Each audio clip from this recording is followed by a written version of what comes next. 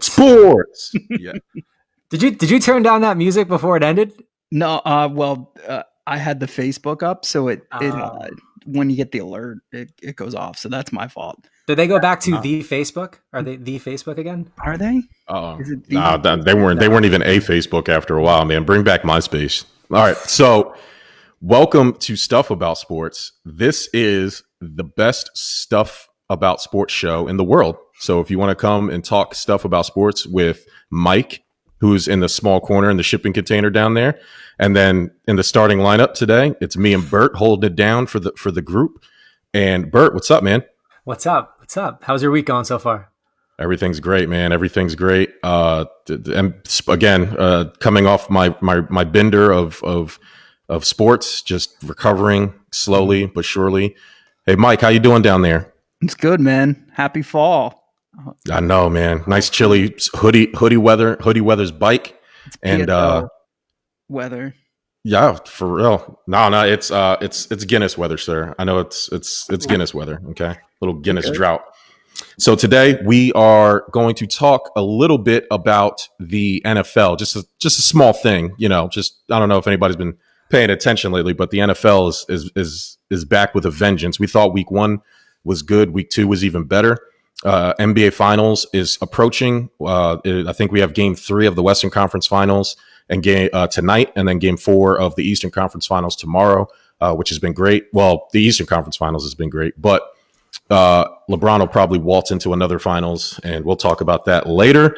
And then the Stanley Cup Finals have officially started, and Bert is about to keep us abreast of everything happening National Hockey League. Go ahead, Bert. Yeah, so look, this time last week, the Islanders and Lightning were still playing to see who would get into the finals, and it took them longer than expected. But my Lightning, and by my Lightning I mean who I picked to go to and win the Stanley Cup, they got it done. It took them a little bit longer. They ended the Isles in 6. Started against the Stars, who were already waiting because they beat up on the Knights on Saturday, and they got off to a rocky start. Look, hats off to Dallas. They played a great defensive game on Saturday, and they, as powerful as the Lightning are, especially, from a goal scorer capacity, they couldn't get it done. But what does any good team do? They collect themselves.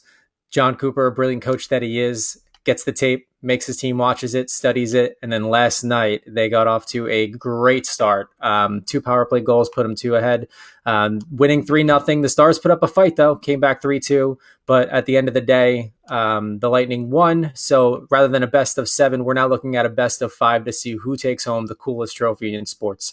So it's going to be exciting, man. I got last week. I think I told you I expected the Lightning to just kind of roll through them, but I think this is going to be a 1-for-1 matchup. I wouldn't be surprised if it goes 7. But we'll see what happens overall. And this is huge. I kind of wish Corey was here though, because Corey had his Western Conference picks right. So he had the Stars going. So I'd like to see what his thoughts are on the finals. Maybe we'll text him, because I'd like to make a little bit of a wager out of this too. Like, look, I picked the Lightning straight up. So, I mean, if he wants to take Dallas and we can make a wager out of it where, who knows what happens on next week's show. If someone's wearing something ridiculous, we'll make that happen. But I mean, look, as you said, the Stanley Cup Finals are here. NBA playoffs are coming to a close as well. The NFL just kicked off, and then we have the MLB postseason a week away too. So it is nothing but exciting sports right now, and I couldn't be all happier and a little overwhelmed, to be honest with you. Yeah, man, it's I couldn't.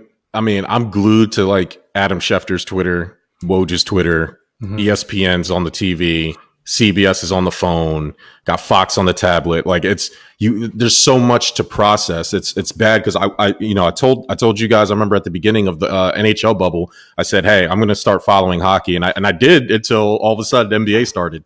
Yeah. And then all my attention went to NBA. And then I was really into the NBA, and then MLB started. And I told Mike, hey, I'm going to follow the Mets. And I've tried my best to do that. And now NFL has started. So it's like, man, I know last week I said, wow, has there been too much sports? But there's really no such thing. It's all been wonderful.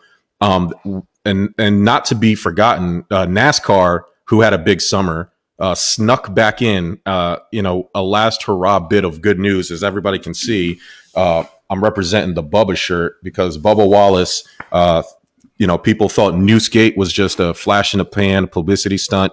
No, it's the start of something real in NASCAR.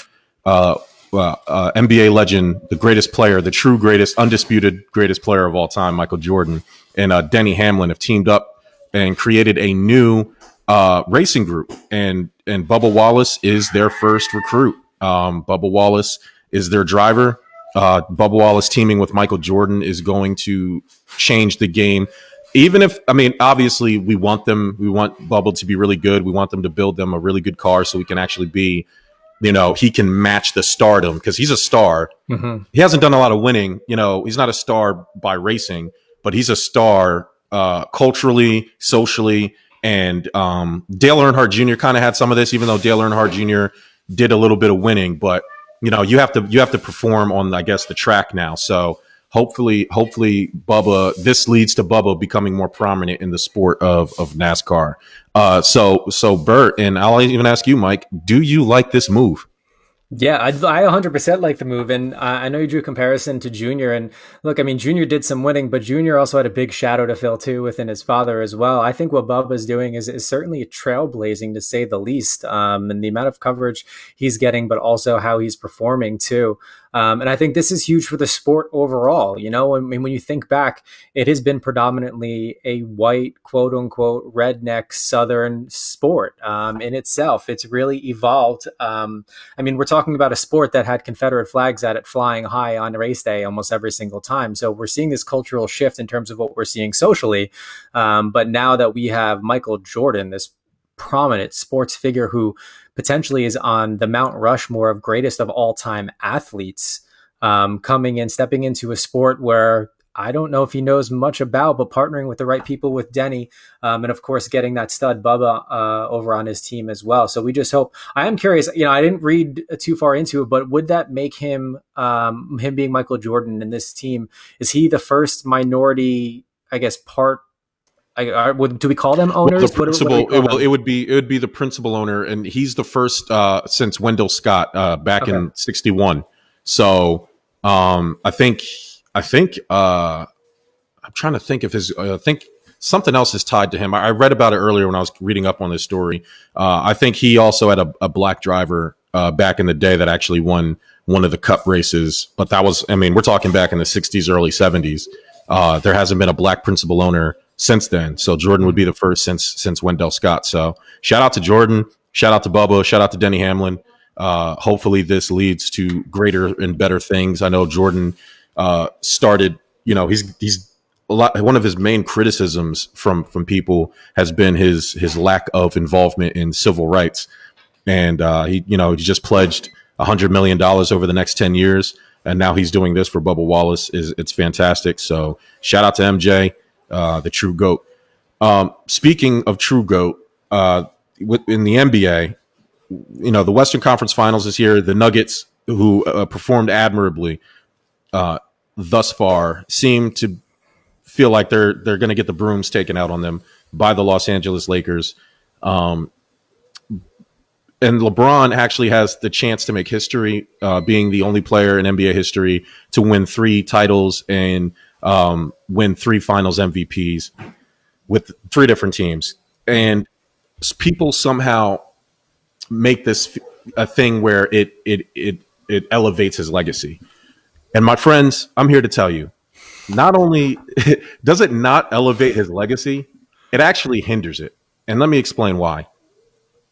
Game 2 of the Western Conference Finals, LeBron James had a chance where the Nuggets actually probably should have won that game. They made some boneheaded turnovers in those final minutes. And on the inbounds pass, there was a play ran, and LeBron James was not at the 3-point line.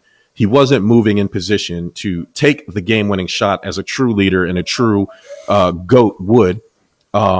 He set a screen for his center to take the 3-point shot, Anthony Davis.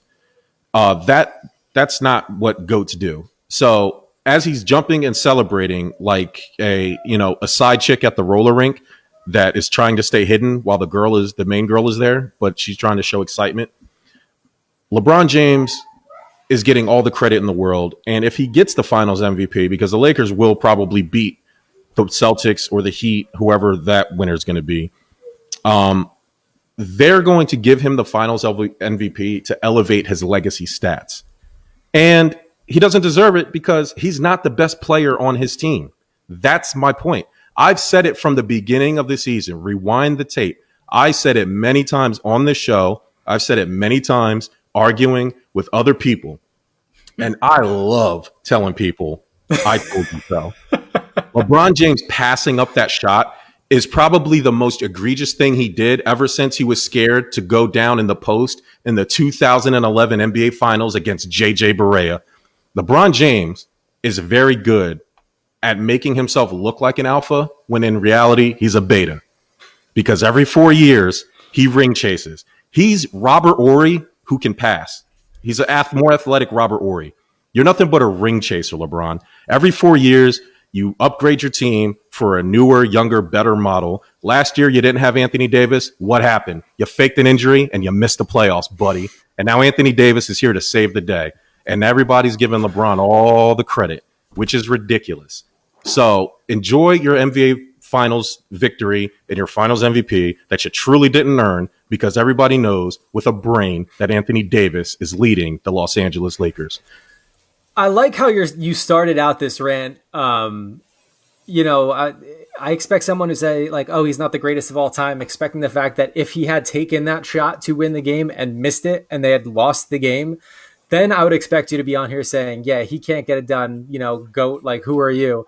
But the fact that he made a play and his teammate, his teammate to make the shot and win it, I still don't understand. Like, he's being a leader. He's looking out for his team. Like, how can you sit here and say, oh, this is bogus? Like, who are you trying? He's not an alpha. No, but look, he stepped up and he was able to make a play for someone else to win the game. At the end of the day, it's not LeBron versus everybody. It's the Lakers, So look, that's my take. I that makes it more egregious, Bert. He's a Laker. Who wore the Lakers uniform?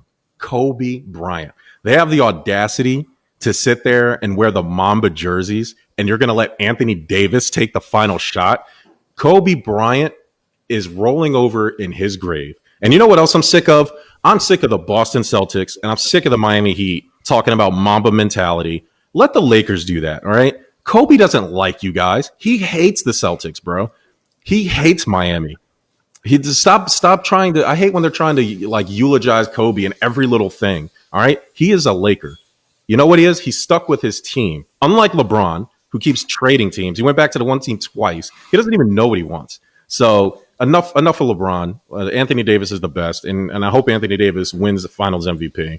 And I hope Jimmy Butler of the Miami Heat also goes to the finals, because the Sixers need to learn their lesson. In other news, in NBA news, the Sixers, you reap what you sow in life. And, we were in a rush to fire Brett Brown. There was no clear replacement. Billy Donovan was the best candidate, just got fired from Oklahoma City, or he left Oklahoma City mutually, whatever, a couple days ago, actually. And then all of a sudden he's gone to Chicago.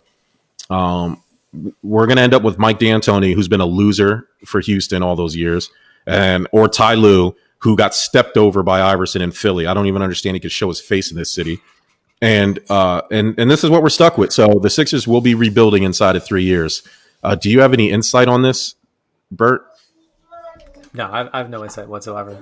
I'm going to go with your insight. Look, you're the all-knowing of basketball, apparently. So I have to take your word for it. Thank you, Bert. That's true. That's absolutely true. Off the hook with some of the stuff he just said. Okay, look, where's the lie? Where's that? Would Kobe have taken that shot? Yes. But would Jordan have taken that shot? You've also said on this very own show that AD is the number one player on the team. So the best man did take the shot. No, I understand that. I think that, but that's not what the media is doing. What is the media doing? They're saying, wow, look at LeBron's leadership. That's the problem with having LeBron on your team. He will take none of the blame for the loss. It'll always be your teammate's fault. And he will always take the credit for simply existing in that space. That's the problem with LeBron. That's why I'm so happy he didn't come to Philly, and I know that there was rumors that there was a chance, even though there was never really a chance, but he would hinder anything that Joel Embiid and Ben Simmons did. It would all be given credit to LeBron. And then if they failed as a unit, they would blame the two younger players, and we would have ended up trading them for LeBron, who would have ended up leaving us anyway, because that's what he did to Miami. And that's what he did to Cleveland. You think Cleveland's happy with that Tristan Thompson max deal? No, they're not. Okay. Thanks, LeBron. Thanks for holding his. Miami didn't have a first round pick for like 3 years after LeBron left because he forced them to make he made them draft Shabazz Napier. All my basketball guys, please hit me up and tell them, explain it to me. Explain to me where I'm wrong here. All right. LeBron James gets way too much credit in the annals of NBA history. It's embarrassing, to be honest. Pete Alonso. Shout out to Pete Alonso. Good segue. All right. So, yeah, what's the score, Mike? Keep us up to date. 2-1. And okay, cool. Mike, do the Mets have a magic number? Are they anywhere in playoff contention right now?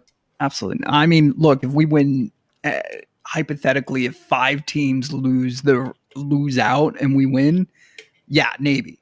Mm-hmm. You know, we're essentially 2 games out of a wild card game, maybe even 3 now. Mm-hmm.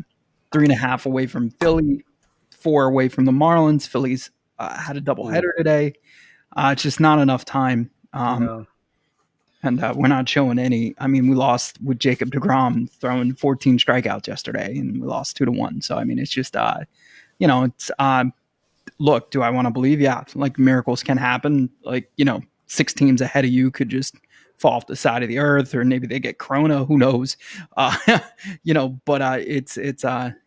times are tough in Queens right now. But Uncle Stevie's on his way, so we're good. Yeah, I mean, I guess that's a silver lining, right? So, I mean, look, if you said you're 4 behind Miami, I know they're 6 out of clinching a playoff spot right now. That's their magic number in itself. So you do have some work to put in. I don't even think that's possible, right? Given that there's only about a week or so left. But I mean, the silver lining for Mets fans out there is, look, new ownership's coming in, and what does that mean? New management, and hopefully things done right. But I mean, all around baseball, let's talk who did clinch, right? We're a week away from the postseason. Teams are clinching. I hope my numbers are up to date. I think I wrote this list last night, so things might have changed slightly, but so they expanded, as everybody knows out there, MLB expanded their playoffs to now include 16 teams. Those that have clinched a spot already: the Dodgers, the White Sox, the Tampa Bay Rays, Oakland, the Athletic Supporters out there, the Twins, Padres, and of course my New York Yankees. And you still got some great teams out there in the chase. It'll be exciting to watch finish up. Mikey said to say for the NL, the Braves 2 out, so are the Cubbies, and then like I just said, Miami is 6 away. That's their magic number. With the AL, the Indians, if they take 1 win, they're clinching. Astros, amazingly, their magic number is 4.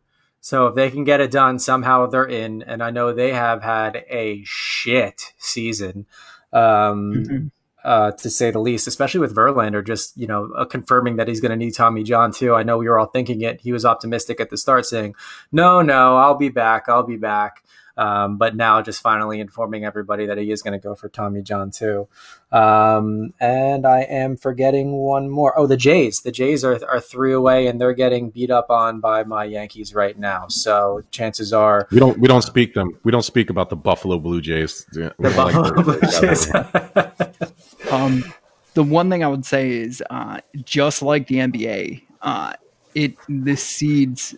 So Tampa would play the Jays right now, 1-8 would play, and then the Yankees would play the Twins 5-4. Yeah.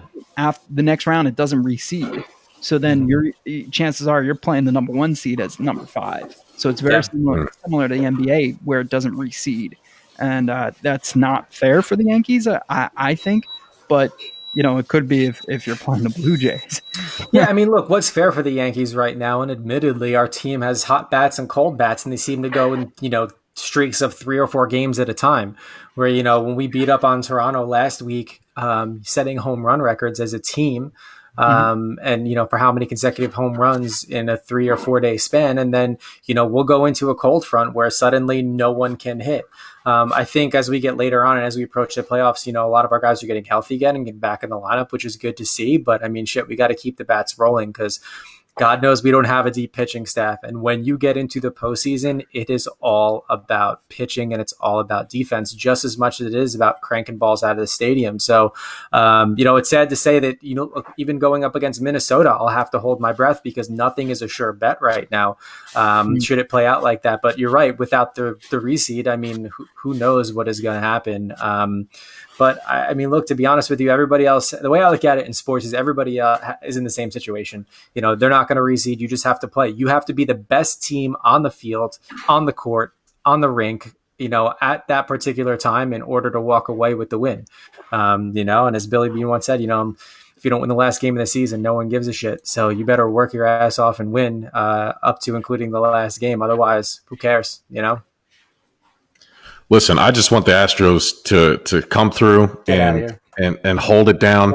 I know we had a couple guys come back from injury. The bats aren't hitting the way they are. Of course, the Verlander news hurts, but they are the chosen ones. There's a reason why they're still here, and I think they will succeed. The bubble is back in Texas, back home for the Astros. Little home cooking. I don't know exactly where in Texas that they're playing, but hopefully that'll help them out. And if it's not the Astros, man, I hope it's the Padres, man. The game changers, the young guys. Fernando Tatis is changing the game. He's making old guys angry, and that's the type of baseball that I like. So, man, if the Astros clinch, you're going to see the best I can compare it to is like Patriot level hatred in the NFL.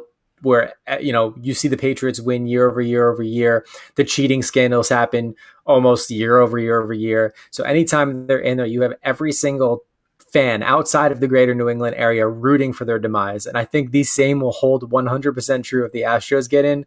It doesn't matter who you're a fan of. You're going to want them to lose regardless. And, oh man, I know you're rooting for them, but I hope you're 100% wrong because I can't stomach that shit. Not in the least bit. My blood pressure is bad enough as it is watching any of my teams in a normal game. But if I have to watch the Astros start winning again, fuck, man, I may as well just lose it. Do not worry about it. It's going to happen. They are the chosen ones. Houston Astros, baby. 2020 COVID champs. Here we go. So now that we got that out of the way, now it's the main course, guys. Week 2 of the NFL. And now I'm going to update my power rankings, my Brady Belichick power rankings. We got another week down, as the season started.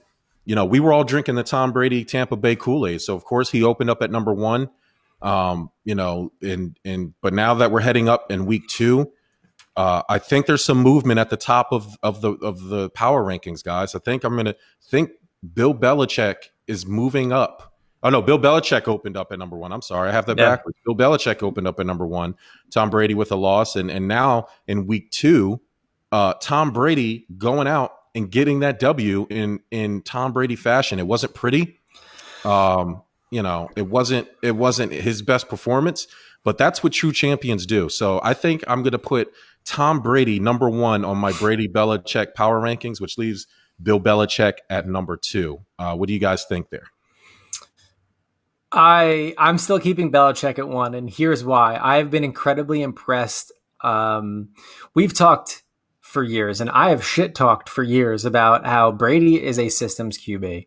And he still very well may be a systems QB, and it's just one system, and that's Belichick's system. But I have been incredibly impressed with how he's handled a new looking offense and a new looking quarterback with Cam Newton, because you can't deny, and Cam's on my list again of winners, despite the fact that he lost the game, because he looks like old Cam Newton again. He is mobile, man. He is crisp. He's getting it done.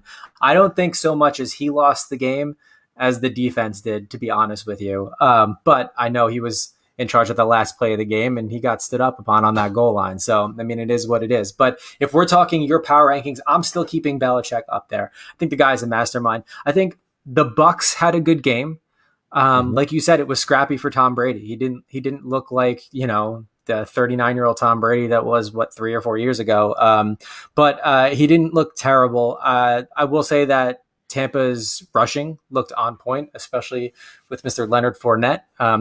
He heard all of us talk shit on him last week, so I guess he wanted to come out strong. And I am happy to see, I will say this, happy to see Mike Evans get back up there too.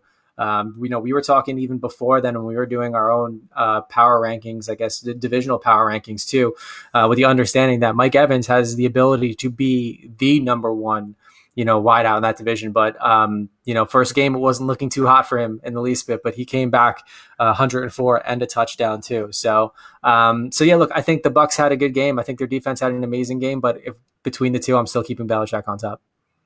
Gotcha. We'll keep that updated. It's a deep and comprehensive power rankings, but I'll try to keep that up to date every week for you guys. So now that week 2 has happened, I mean, there were some interesting final scores. There were some interesting games. Teams that we had it all, man. We had rookies come in. We had a surprise. We had some upsets, and then we had some comebacks. We had some major comebacks. Yeah. Mm-hmm. So, Bert, I'll let you go first. We'll do winners first. Yeah. So, give me a winner that you had from week 2 of the NFL. It almost pains me to say this, but I have to. And I mean, we're talking Dak Prescott and the boys. We are. Mm-hmm. Admittedly, you've heard me say it on this show before. I'm a Giant fan through and through. I bleed blue 100%. But any general football fan can't watch that game and respect what they did, especially Dak too, taking a hard hit throughout as well. And they came back and they hustled. They got it done. So that we're in the talk winners. We're going to talk the boys. Now, with that being said, Atlanta's defense is on my loser list right now. They had ability to end the game. All they had to do, jump on that ball. Guys, I don't know if you know this or if you learned your lesson from losing that 28-point lead that you had in the Super Bowl. But when the ball goes 10 yards on an onside kick, all you have to do is hop on it, regardless. Doesn't even need to go the full 10. Just boom, just end the game right there. Yeah. I don't know what they were doing. I don't know if they knew that. Like, if they would have jumped on the ball, the Cowboys take the penalty, not you. Yes. So I don't. It was weird. You have to chalk it up to poor coaching and poor preparation. I mean, there's no reason why all those men on the field didn't know that, or somebody was yelling and screaming, "Just go, get on it, hop in it." I still don't understand.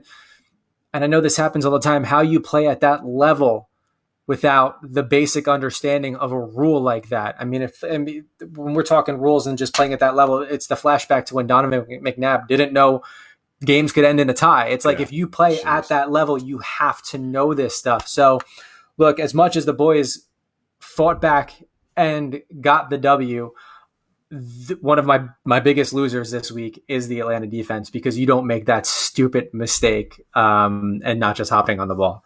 So when we're talking winners, the Cowboys are up there. How about you? What did you have?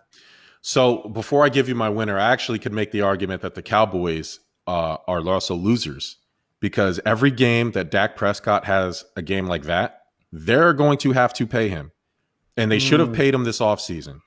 And if he continues to play like this, they are going to shoot themselves in the foot, because now you're going to have to overpay for Dak Prescott. And I think Dak Prescott, this is probably the best football he's been playing. I don't know if this is the real Dak Prescott, or is this one of those weird Kirk Cousins years where the money's on the line and he's fooling us into thinking that he's great, because it's crazy to see what he's doing. And you mentioned Atlanta's losing that 28-3 lead in the Super Bowl. They have not been the same since. A couple years ago. Ever since then, that team has been awful. And I don't know. It's just you have to get rid of the coach at this point. That can't. Oh happen. Yeah, 100%. You have to make some changes, or someone has to come down and someone say, look, this is not how we play. We're going to have to completely restructure this. You just mentioned that the Cowboys could be a loser. In fact, they're paying, and I think it all depends on the outcome of the season, right? So, I mean, Dak's playing because he wants to get paid. So in retrospect, I mean, if the Cowboys, God forbid, go all the way, I mean, you have to look, unfortunately, at Jerry Jones and his staff and being like, you know what, maybe they did need to give him that motivation to get him to try to bring home a championship and take this seriously. But if they go far and they don't make it, but like you just said, now you have to pay him. You have to, unless you're banking everything on the Red Rocket stepping in and paying him instead. But I mean, it's a catch 22, pun intended. But so yeah. top Go ahead, fan Mike. alert, Michael Sean, Michael McGurr. The Cowboys have to win that division, right? If they don't, a lot of people are gone. Well, I mean, they're off to a great start in leading because every other team in that division is losing. So, I mean, I honestly wouldn't be surprised. I mean, look, football team trash. The Giants, loser column for me, losing Saquon. I mean, he was the only thing they had. Am I surprised that Saquon got hurt? Yeah, I thought he'd be a little bit more sturdier than that, but I know that's easier said than done in terms of how he takes care of himself. But I think it was only a matter of time with their terrible looking O-line. I mean, someone was bound to break through, and unfortunately, when he's taking hits like that this is going to be the end result. As a Giant fan, in week 2, when your best player goes down, I've kind of already written off the season. As shitty as that says, or as shitty as that sounds when I say it, but the Giants should absolutely tank the rest of the season. Yeah, I mean, look, let's be honest with you. Devontae Freeman could provide us some hope, but they have bigger issues to fix, and it's all about the guys in front of whoever's in the backfield and the guys in front of Danny Dimes is what it comes down to. But I mean, Jesus, we lost to Chicago. We're making Mitch Trubisky look like a goddamn genius out there. So talk about a winner. Talk about a winner. Mitch Trubisky continuing to just by the hair of his nuts, just holding on to that starting job for dear life. Yeah. And it's funny because you mentioned, before I get to that, what Mike was saying with or Mike McGurr, Michael Sean was saying with the Cowboys, if they don't win at all, I mean, they just got Mike McCarthy as the head coach. You just paid Ezekiel Elliott. You just paid Amari Cooper, and they're prepping you to get rid of Dak anyway. So I probably, honestly, and it's Jerry Jones. So I probably actually wouldn't see much movement at all other than a move at quarterback. So, but I mean, if Dak keeps playing like this, then, it's just a matter of getting it together. It's funny because I remember a few years ago when they were talking about cutting the preseason, John and Jim Harbaugh were one of the very few publicly to say that that's stupid, even though everybody knew it and felt that. Nobody came out and said it because it was all about player safety. Mm-hmm. And I'll never forget, John Harbaugh said, if you're going to take hits away from these guys in practice, they're going to get hurt. Mm-hmm. And we're seeing that happen now with no preseason, and it's laughable that people are still saying, "Oh, cut preseason. We don't need preseason." Yeah, you do. You do. Yeah, you do. Yeah. And even if it's 2 games. Yeah, you do for 2 reasons. One, the guys have to get the reps in. You have to take the hits. Mm-hmm. The newer guys, especially the rookies too, they have to learn in-game playmaking, the format. It's just a team thing. You can scrimmage as much as possible within your own team. You're still not going to get it until you're facing an opponent that wants to kill you, plain and simple. Yeah. But also too, it helps cut the roster down. You could have a rookie that surprises people like, all right, let's keep them. Let's send so-and-so to the practice squad, or let's just cut this. So it does help from a coaching standpoint, but I mean, we're seeing it. Look, we're 2 weeks in, and look around the league with the amount of injuries we are seeing right now. I mean, are there any San Francisco 49ers left? I don't know. It's for real. You have that young receiver out of Indianapolis too, who's now on IR as well. Paris Campbell. Campbell. So, I mean, it's essential. And, the one thing pointing back to is the fact is we didn't have a true preseason this year. So I think it all goes back, to that. So that's a great point. I'm so glad you brought that up. Yeah, it's one of those things. It's like, and this was going back to like not taking away hits from practice, taking away 2-a-days. It was all part of that. So it wasn't as much about preseason, but either way, the result is the same. You're taking, and it's a bunch of guys who have never hit anything or been hit by anything in their life, telling people, hey, you should stop hitting in football, even though that's the most dangerous and most violent part. Like, it's like a sensory thing, right? Like if you're scared of the dark, you need more darkness, right? That's how you get over it. So if you want to get better at football, you're going to get hit in football. So the solution isn't to take away the hits. It's actually to give them more hits. That way they can prepare their bodies for that shock and that absorptions. It's like, I just, and I'm looking at it now and people are still, championing for no preseason. I'm like, hey guys, not hitting anything for long periods of time and then all of a sudden hitting each other does in fact lead to more injuries. Like, if you disagree with that, then, I mean, you're wrong. I hate to tell you, you're You're flat Yeah, wrong. I mean, look, maybe it's just how we grew up, but when I grew up playing hockey, I mean, one of the things you had to get used to is getting hit. And as much as finesse is there in hockey, you have to be kind of quick on your feet. You have to come to the understanding is if you turn your head the wrong way, you're absolutely going to get slammed. So we used to actually do like board drills where essentially coach would toss a puck over there, you get up to the board, and you better believe you're going through a line of guys who are literally there just to hit you, just to get used to it as you're moving the puck along the boards. And it was to prepare you for those in-game situations where you're keeping your concentration on the puck and doing your job, all while taking the physicality of it and getting your body used to it. And I think the same one holds true for football as well. Again, it could be an old school mentality. I know there's probably a lot of snowflakes out there that are just like, oh no, it is two-player safety. We don't CTE in this. And it's just like, look, they know what they sign up for. They do. And if that's how they should prepare, that's how they should prepare, plain and simple. So moving on, my other winner, because I never actually gave a winner, Aaron Rodgers. I mean, I feel awful. And in that same breath, I guess I can give the Lions and specifically Matt Patricia the loser title here. You know, with that game, I mean, you blow a 17-point lead in the second half. I mean, that's got to be deflating. Like, how can you? And I think the Lions. I do think Matt Patricia is a good coach. I don't know. Like, he just routinely has these games where they fumble the loss away, or they're losing by like 3 points consistently. I mean, he has lost his last 11 games going back to last season. He's not going to make it. I don't know if he just needs another stint under Bill Belichick. A lot of those Bill Belichick guys, Josh McDaniels did the same thing. He left early, failed, and came back, and I'm sure he'll take over the Patriots eventually. But I feel bad for teams that lose a lot, even though I shouldn't, because you're a professional. It's just, I just, when I look at the team, I look at a guy like Matt Stafford who plays his ass off. I mean, he was like 20 for 33. He had 244 yards. It's unbelievable. Yeah. Mm-hmm. Aaron Rodgers wasn't even that great. I mean, he was 18 for 30. He had 240 yards, but still, Aaron Jones going nuts. The AA runs of that team. The Packers overall, it's amazing. So the Packers are definitely in the winner column for me. They are.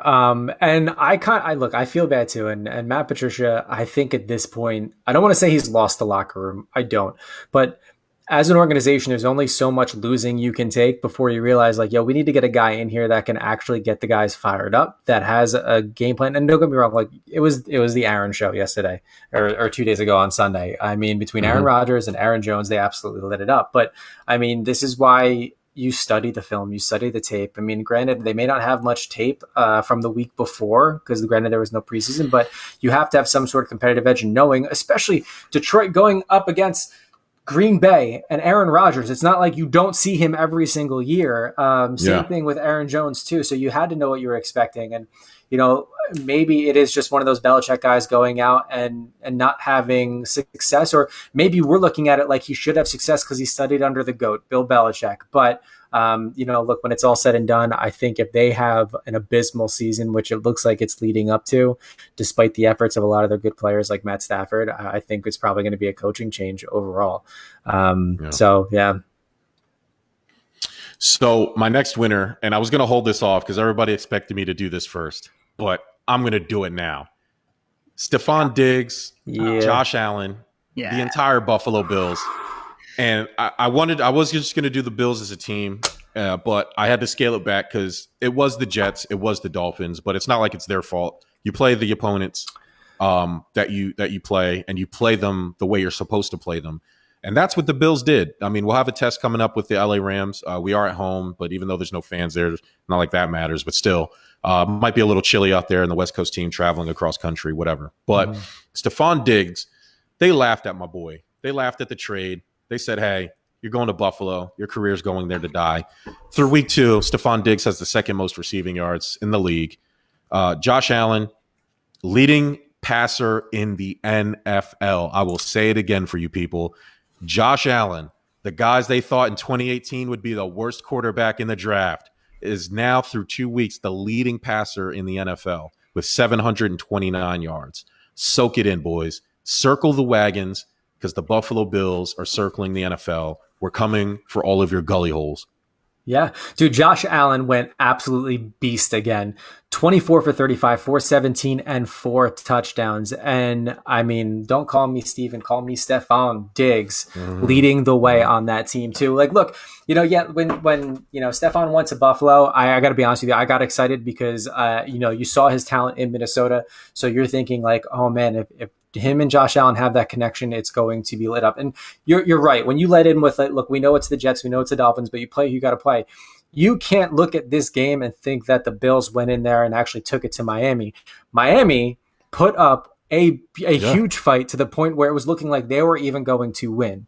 So, I mean, look, it was a hard fought game, and you have to respect what the Bills are doing right now. And I have Dolphin fans in the family that are obviously not incredibly happy at this point in time. But I mean, shit, when you look at what the Bills are doing, I mean, we're going to be seeing a power shift in that division from one red, white, and blue team to another. We'll see. I can't wait until they play each other, to be honest with you. I know you're looking for it too. So I can't wait. So yeah. Look, you got to put them in the win column for this week, and twice, one for winning the game, but also especially Josh Allen. I said this last week.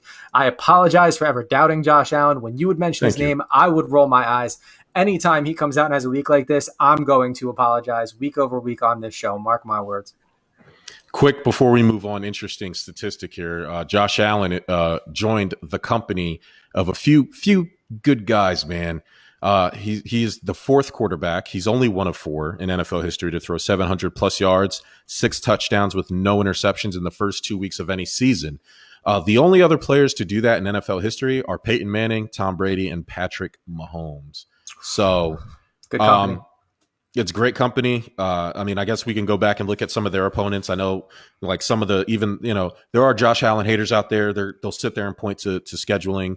But the first week when Cam Newton threw 150 yards against the Dolphins, they were ready to make them the MVP again. They said Cam's back. Blah. They were hyping him up. But Josh Allen threw 400 yards and 4 touchdowns with no picks, and they're like, "Well, it was just the Dolphins." So, like, fuck you guys. They can't do that. They can't put Brady in one box and Josh Allen in another. It's the same fucking division they're facing year over year. So if we're going to sit here and say that Tom Brady's the GOAT, despite the fact that he played the Jets, the Dolphins, and, excuse my French, the shitty Bills when they were shitty, and call him the GOAT when they played all those teams twice a year for however many times or however many years he's played in New England, I mean, you can't do that. It's all within the same. You can't say, oh, it's scheduling. Yeah, it's no shit. So is everybody else in the same division too. So get off. And the Dolphins are the only team in the division that has a winning record against New England. Miami does lead them head to head all time. So, there's one of those weird things where Miami was always bad the last, decade or two.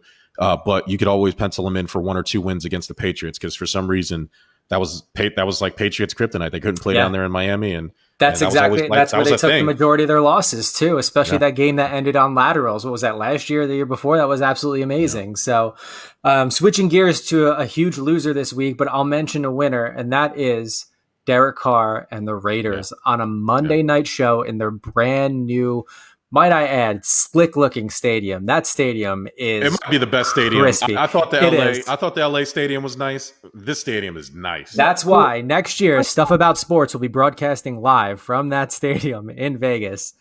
Yes. It looks like a Roomba vacuum. Dude, it is so sleek. I love. We the have look to see it. We need to wait till later in the year where it gets darker earlier out there in Vegas. I need to see it with all the Vegas lights in the background. I know there's not as much traffic out there as there normally would be, but I want to see all the car lights around it because the way they built it, it's right outside the big window by the Al Davis Flame is looking right at the Strip. I want to see the lights. And real side note, a winner is Mark Davis also from the Raiders. Mark Davis, did not attend the game last night, and I'll tell you why in a minute. But they lit the Al Davis Flame memorial thing up. Al Davis's widow lit the flame. Mark Davis's mother, which is really nice. Mark Davis also said that there will be 0 fans in attendance at the Allegiant Stadium the entire season. He actually could have fans in there now. I think Nevada is one of those states where he actually could have partial capacity. However, Mark Davis said, I don't want to turn away anybody, and I don't want this brand new stadium. I want everybody to enjoy it the way it should be enjoyed. So if I can't have full capacity, then we're going to have 0 capacity. And if I can't have any fans, And if I'm not going to have the full capacity and no fans are going to be there, neither am I.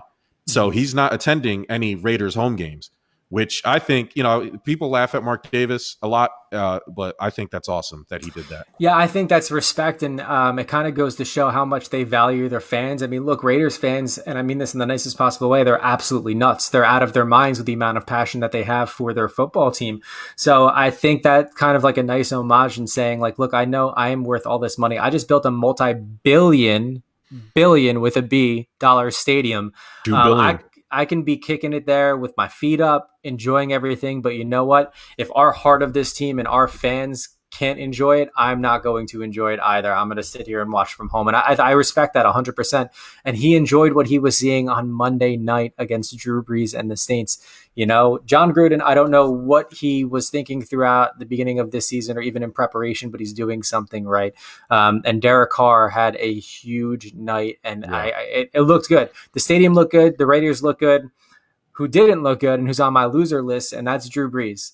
And I'll tell you for two reasons. One, he didn't play a good game. On top of that, I have a feeling, obviously, with his stud Michael Thomas out, that hurts him 100%. But he's Drew Brees, right? So a lot of us are thinking, hey, in the years past, he has made names for unknown receivers, much like Brady has, or even Aaron Rodgers has in the past. So why can't he do this now? And I think since he made those comments about race and the flag, all eyes have been on him, and there's more pressure on him now to succeed than ever. And I think it's fully playing into the season. Although, week one didn't do too terrible, but he also didn't do too great. And now going into this loss too, all eyes are still on him. And he knows it's a gelling issue amongst that team. And a lot of us, myself included, are thinking, well, did he mess up that locker room with those statements? Is he now feeling the effects and repercussions? And I think it's just going to keep building, and this pressure is going to keep building on him. And I don't think he's going to shake it for the majority of the season. And I think they're in trouble, plain and simple. So for me, it's interesting to see how those actions have ripple effect. I mean, we knew for a fact that he could lose some of his most, loyal guys that like playing with him over those comments. And I think he doesn't have the respect yet, plain and simple. And I think these guys still got a long ways to go, and something needs to change within that locker room, some sort of understanding, in order for them to get back on track, plain and simple. Yeah. I don't know if I want to go that far. He did look like he hit the age wall a little bit. Tom Brady looked like that way last week when the Saints beat them pretty bad, and that was a division win. I think the Saints will still win the division. You are right. Losing Michael Thomas absolutely changes the dynamic of that team. They need somebody. They need Emmanuel Sanders to step up. They just need help. Some of those balls that Drew was throwing looked a little more wobbly. He was clearly less accurate than he normally has been. So yeah, I mean, I guess for this week, I can definitely understand and support putting the Saints and Drew Brees in that loser column. I will put a loser in my winners, and that's Gardner Minshew. Minshew mania. So I'm okay with losing. They lost a close game to Tennessee. Tennessee's a good team. Ryan Tannehill is he's not falling apart like I thought he would. Derrick Henry's still Derrick Henry. The Jags, people thought they were just going to be a pushover. People were talking about Trevor Lawrence taking over for Minshew.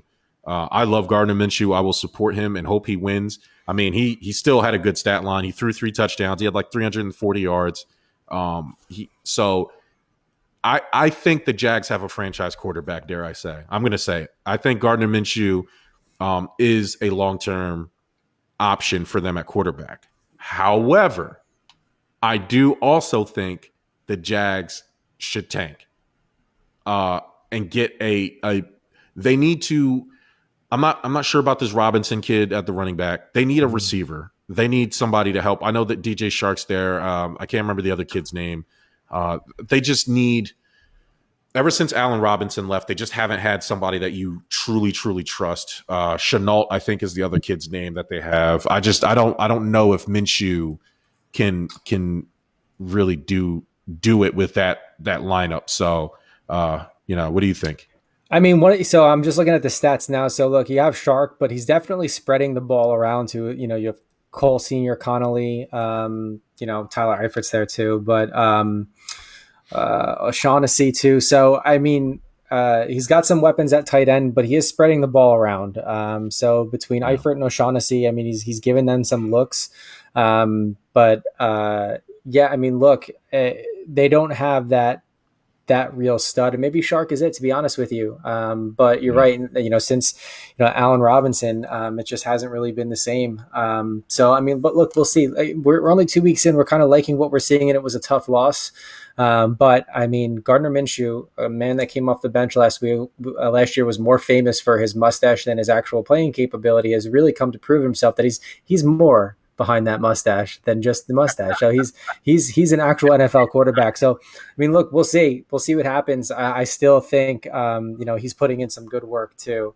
So I like the fact you're putting a winner in your loser bracket. I think the same could be said for last Thursday night's game, which was the Browns and the Bengals. I got to be honest, I don't know what to make of it. Joe Burrow's dropping back for 61, which is incredible. But of course, only throwing 316 out of it. He also did throw 3 touchdowns.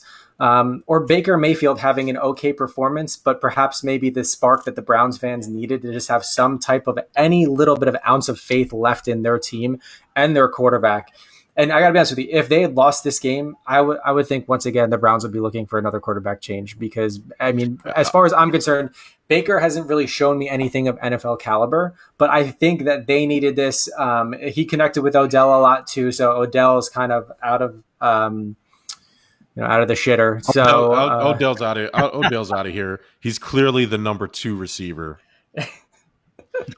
So the Baker Mayfield, I don't know if it's the what division they in. They're in the AFC North. I don't know if it's the AFC North, the Andy Dalton curse, I'll call it.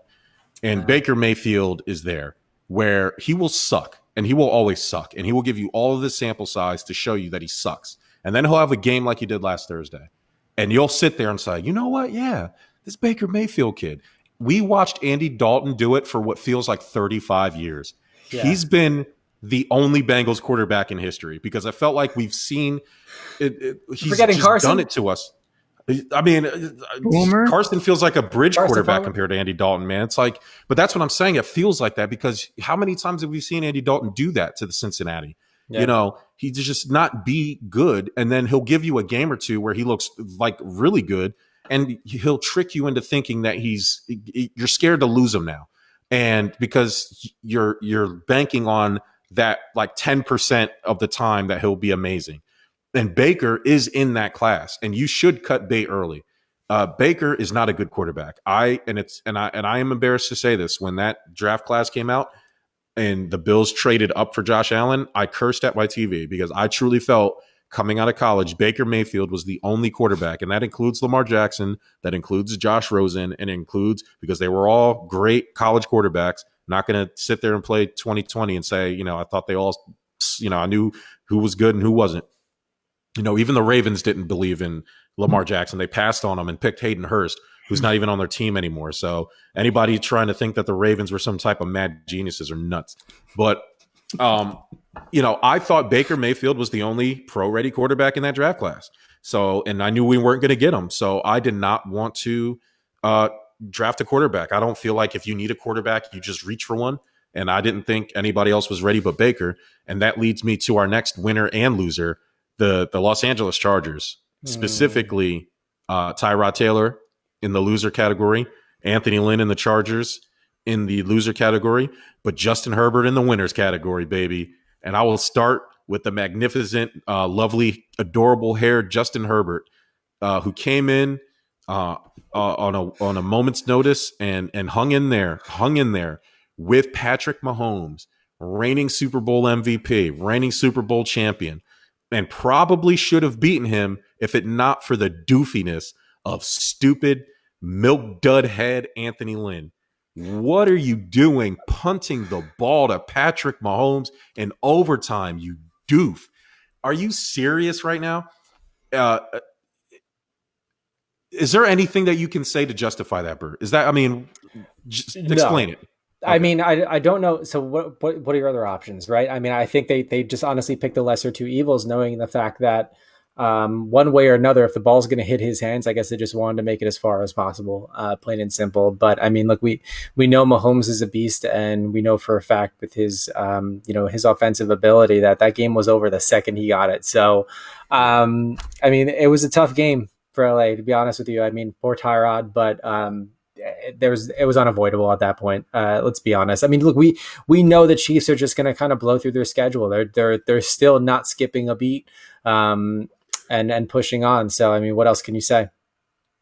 Yeah, it's weird. I feel bad for Tyrod Taylor. You know, he ended the 17-year drought up here in Buffalo for us, and I do think Tyrod Taylor's that guy that you would like to have him on your team because he can come in for a stretch. But I think the people that are still hanging on that Tyrod needs a fair chance. I mean, he's been in the league like almost 10 years now, and every team that he does end up on wants to get rid of him at some point. And so they probably never should have started him to begin with. I do understand that Anthony Lynn and him have a relationship dating back to Buffalo, and he did want to give him a fair shot. But, I mean, if you look at how the team played with Tyrod Taylor in the week one, he's just too conservative to be a starter. Like, you would need a specific team built for Tyrod Taylor. And I feel like it's probably 4 or 5 years too late for that. Oh, easily. Yeah. I mean, he's just late in his career. I mean, he's going to have to come with the terms of the fact that, look, he's going to be a backup quarterback. It is what it is, which is fine. Listen, man, you had a good run. Make your money. He will have a job. The youngins. Yeah. Oh my God, he will be. What's the quarterback now that's like sitting at home but he's inactive? He's like the Josh McCown or Ryan. Like he will always. Who's the one guy who made like $1 billion behind? He was behind Drew Brees for all those years. Chase Daniel. He's going to be like that. Oh, okay. Like sit there and just always hold the clipboard. You're always going to have a job because you're good enough to do that. But yeah, you're not going to lead. The days, and I'm a big Tyrod supporter. I do think he's just bad luck, man, and it's over now. So it's like, it happens to the best of us, and I feel bad, but hey, man, it is what it is. On to bigger and better things, and hoping that you stick with a team or land with a team that can help you get a ring one way or another, right? So I have one final winner before we get out of here for the night, and that, of course, is Russell Wilson. That guy. He told Seattle, hey, enough of this bullshit, okay? Enough of this defensive Legion of Boom bullshit you guys are trying to recreate. Give me the ball. Let Russ cook. He's amazing. If it wasn't for Russell Wilson, Josh Allen would be the MVP so far, 2 weeks into the season, but it's definitely Russell Wilson. I have enough, sense to say that. That Seattle team is really, really good.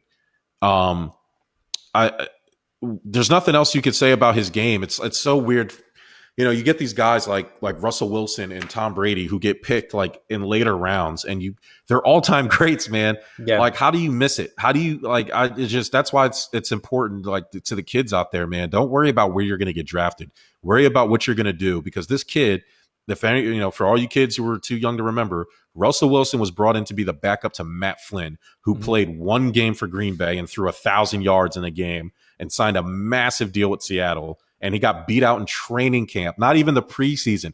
It was so obvious from training camp that Russell was great, and that Matt Flynn never saw the field. He got all that money from Seattle and never saw the field. And so, yeah, don't worry about where you're getting drafted. Worry about what you're going to do once you get there. Yeah, look, and I think it's easier now, too, with a lot of those rookie contract stipulations in place in terms of how much they can make within the first, I think, 2 or 3 years. So the fact that just get drafted and worry about the work you're going to put in to get a starting job. Don't worry about going number 1 overall. And you look, like you said, at the Bradys and the Wilsons. For me, I mean, Russell Wilson is a really, really good quarterback. Would I call him one of the greats yet?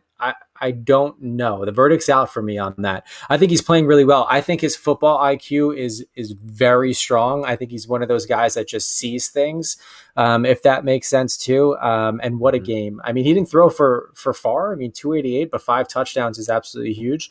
And let's be honest, like, both of those teams showed up and said, let's just not play defense today, because it was an absolute shootout, plain and simple. Yeah. But yeah, I mean, good for Seattle and good for Russ. But, I still like my boy Cam in there. He had a monster day too. Lord. 397. Cam Newton, the best running back in the AFC East, I guess, is Cam Newton. He's not the best quarterback though. So, couple housekeeping things. One, Corey accepted your challenge. Oh yeah. He What did he said say? Dallas in 6. So he thinks the Stars are going to win in 6? Yeah, but overall, he's going to bet you $100, and then loser has to wear the other team's jersey on the air. So you got to wear Devils. Okay. I like it. No, look, that's fine. I'll take his money, and I have plenty of jerseys for him to pick out of, and hats too. I'm sure I can find a scarf as well, and maybe even a Rangers flag to hang in his background as well. This is going to be great. So I think by this time next week, if Corey decides to join the show, I mean, you'll see him decked out in New York Ranger gear. So this is great. Also, Bubba Wallace shirt. The link is in our notes, in our comments. Yes. So yeah. Or visit www.giveusashot.network/shop. Adam Thatcher actually said the Lightning, he doesn't think that they're going to be physical enough to keep up with Dallas. So he says they might be over in 6. So I think that's a good comment, because that's what I thought as well. Was, you saw 2 really physical games, especially from the Lightning, who's really more of a finesse team overall. But when you look at the hit count on both sides, it's up. I think at this point it comes down to which team is more conditioned to play like that. And I think Dallas may have an edge. However, at the end of the game, it's not about how many hits you take or how many hits you give. It's how many pucks you put in the back of the net. I do still think from an offensive standpoint that Tampa Bay has a slighter edge when it comes down to skill. But who knows? I mean, like, the first 2 games were incredibly close, and well, not first 2, but the way playing styles were hard fought. So I mean, look, we'll see how it plays out. I'm just excited that we're finally in the finals here. Yeah, you got to give a puck. You got to give a puck about it. Give a fuck about it. All right. Well, before we get out of here, I got to update us, everybody, on the Give Us a Shot Fantasy Football League. We had some movement. Guys. Some really bad losses taken, some really close ones throughout. So starting at the top 5, bottom 3, we'll do the bottom 3. Sorry, Mike. Give Us a Shot Network. I mean, you did better than you did last week, but still at the bottom. Yeah, I was hunting for the chub, and it worked. They gave me like 60 points combined, and I thought I was going to coast, and everybody else just was flaccid. So it was disappointing. Hopefully, it's still early, man. Only 2 games in. You can still come back, and you're creeping up right on the guy at number 11. That'd be the Lone Rangers. Bert, man. I got destroyed by Dak Prescott. That was basically the only reason I was going up against him, and he absolutely destroyed me. I will say, Stephon Diggs, he did well for me this week. I have him in all of my leagues, as we talked about before. Also, offline, we got to talk about how defense is scoring in this league. We're not offline, though. Yeah. I mean, we'll take it offline. I have some concerns about that. Okay, we'll take a look at it. Lauren rounds out the bottom 3 at number 10. That's so good at Ertz. Just beat her by Jared Cook with 2 points. I beat her. At the top, we have Cleveland Steamers. Slow down, big fella. The Pain Train Pipe Bomb guy still in the top 3.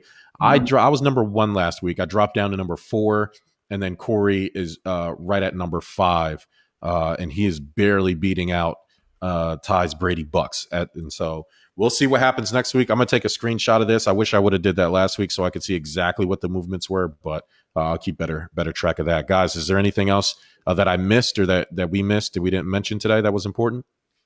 No. All right.